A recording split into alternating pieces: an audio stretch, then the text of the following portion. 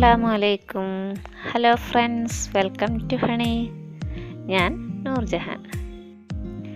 ഇന്ന് നമുക്ക് വളരെ പെട്ടെന്ന് തന്നെ ഒരു മോര് കറി തയ്യാറാക്കിയെടുക്കാം. ഞാനിവിടെ ഒരു പാക്കറ്റ് തൈര് എടുത്ത് വെച്ചിട്ടുണ്ട്. ഇത് മിക്സിയുടെ ജാറിലേക്ക് ഇട്ട് ഒന്ന് അടിച്ചെടുക്കുക.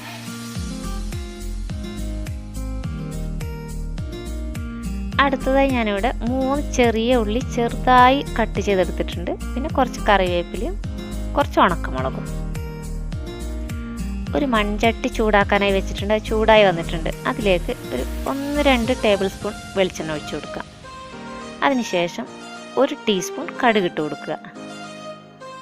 കടുക് പൊട്ടി വരുമ്പോൾ 1/2 ടീസ്പൂൺ ഉലുവ ഇട്ട് കൊടുക്കാം. അതിനുശേഷം നമുക്ക് എടുത്തു വെച്ച ഉള്ളിയും ഉണക്കമുളകും കറിവേപ്പിലയും 3 കൂടി ഇട്ട് ഒന്ന് വഴറ്റി കൊടുക്കുക. ഉള്ളി ഒന്ന് വഴറ്റി വരുമ്പോൾ അതിലേക്ക് മുളക് പൊടി, അതായത് ഒരു 3/4 ടീസ്പൂൺ മുളക് പൊടി, 3/4 ടീസ്പൂൺ മഞ്ഞൾപ്പൊടി, ഇതും കൂടി ചേർത്ത് കൊടുത്ത് അത് സിമ്മിലാക്കിയതിന് ശേഷം വേണം പൊടികൾ ചേർത്ത് കൊടുക്കാൻ കേട്ടോ. ശേഷം ഒന്ന് ഇളക്കി കൊടുക്കുക. അതിനുശേഷം നമ്മൾ അടിച്ചു വെച്ച തൈര് ചേർത്ത് കൊടുക്കാം. തൈര് കട്ടി കൂടുതലാണെങ്കിൽ കുറച്ച് വെള്ളം ചേർത്ത് കൊടുക്കുക കേട്ടോ. അതിനുശേഷം അതിലേക്ക് ആവശ്യമായ ഉപ്പ് ഇട്ട് കൊടുക്കാം. തൈര് ചേർത്ത് കൊടുത്തതിന് ശേഷം എല്ലാം കൂടി ഒന്ന് ഇളക്കി കൊടുക്കുക.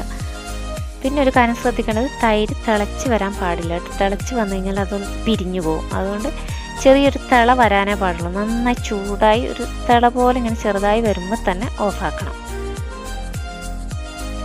നമ്മുടെ മോരുകറി ഇവിടെ നല്ല ചൂടായി അരികിലൊക്കെ ചെറുതായി ഒന്ന് തിള വന്ന് തുടങ്ങിയിട്ടുണ്ട്. ഇനി നമുക്ക് ഫ്ലെയിം ഓഫ് ചെയ്യാം. കണ്ടില്ലേ, എത്ര പെട്ടെന്ന് നമ്മളുടെ മോരുകറി ഇവിടെ റെഡിയായി. ചെറിയ കുട്ടികൾക്ക് പോലും ഉണ്ടാക്കിയെടുക്കാൻ പറ്റിയ, വളരെ പെട്ടെന്ന് ഉണ്ടാക്കിയെടുക്കാൻ പറ്റിയ ഒരു കറിയാണിത്.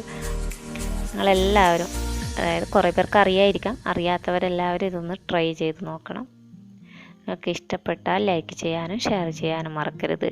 എൻ്റെ ചാനൽ ആദ്യമായി കാണുന്നവരാണെങ്കിൽ ഒന്ന് സബ്സ്ക്രൈബ് ചെയ്യണേ. Okay, thank you.